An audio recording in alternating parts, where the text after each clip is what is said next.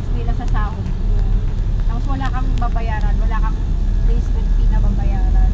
Parang mag-aano ka lang ng language nila. Mag-aaralan mo lang yung language nila.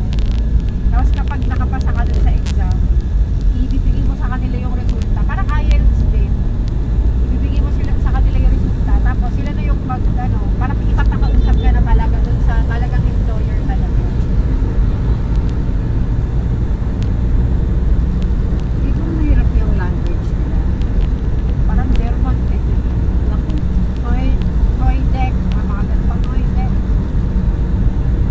Pero sa German yung ano nila, di ba yung accent nila parang matigas. Mga ganun.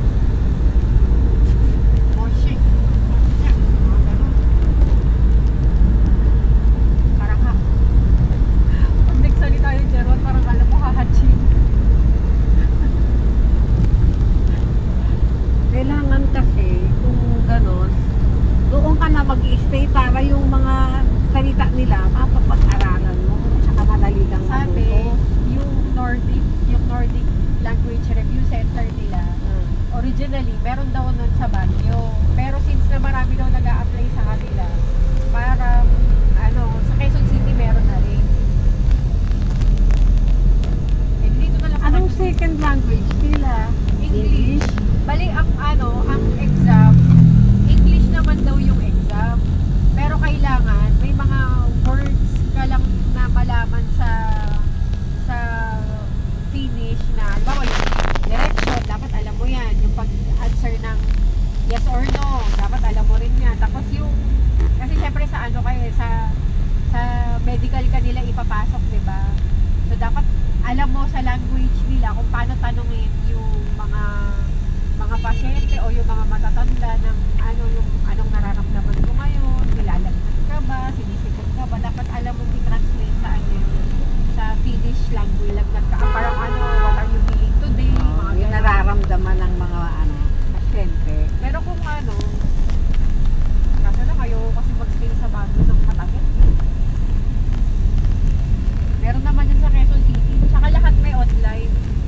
Pati yung parang magbibigay sila ng module.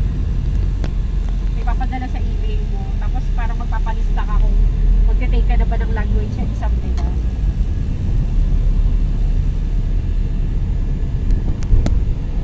Kasi yung nagpe-present ng orientation kanina, parang feeling ko nasa Finland pa yun eh.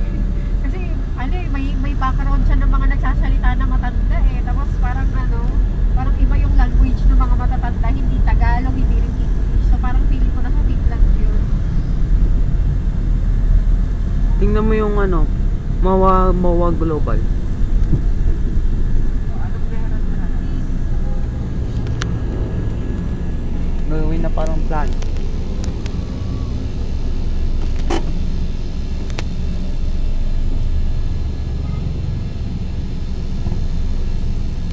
Jeepney.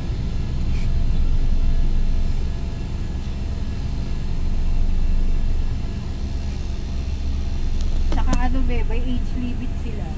Hanggang 45 years old lang talaga. Kasi yan ang yan ang ng... Tsaka na siya, yung straight to residency.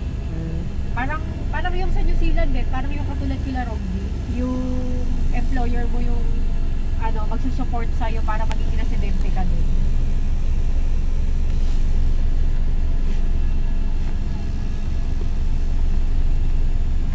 Kasi di ba si Robby kaya nga siya lumipat ng pinagtrabahuan kasi ang tagal na niya dun sa New Zealand, parang ayaw siyang, hindi naman ayaw, parang ang bagal siyang suportahan ng boss niya. Kaya siya lumipat ng ibang company. Kasi almost 1 year na siyang nag-i-stay sa New Zealand. 2 months pa lang, in-approve na yung niya yung Double Dragon visa Corporation. niya na, yung pag-residente. Residente na siya doon. Oo.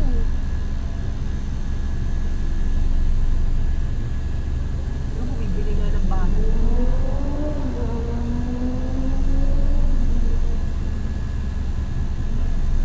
Tsaka yung sa orientation kanina, kahit na hindi ka pa board passer, basta Siyempre dapat mas mataas ang board passer. Oo, kaya nga ang sabi nga sa akin, Hotel ang sabi sa 010. akin, Hotel parang mas malaking edge, Hotel ay one zero parang one. mas maganda yung opportunity mo kapag board passer ka, pero 4, 3, 2, 1.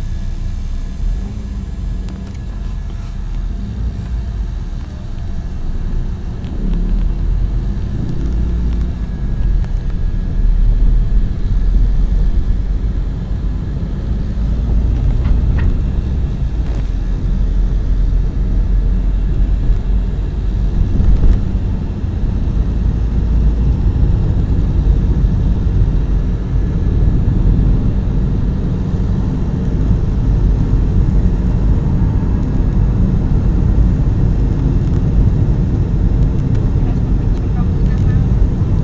Tapos balikan na lang natin.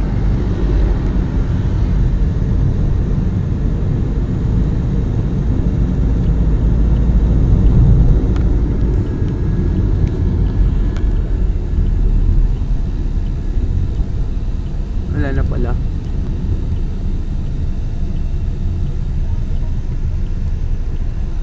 Kasi ano mo ba yan? Green frog, light green bus. Oh, Pag no more paid kaya yan. hindi. Taras. Eh, Dapat hindi no more pain. Dapat no more maintenance. no more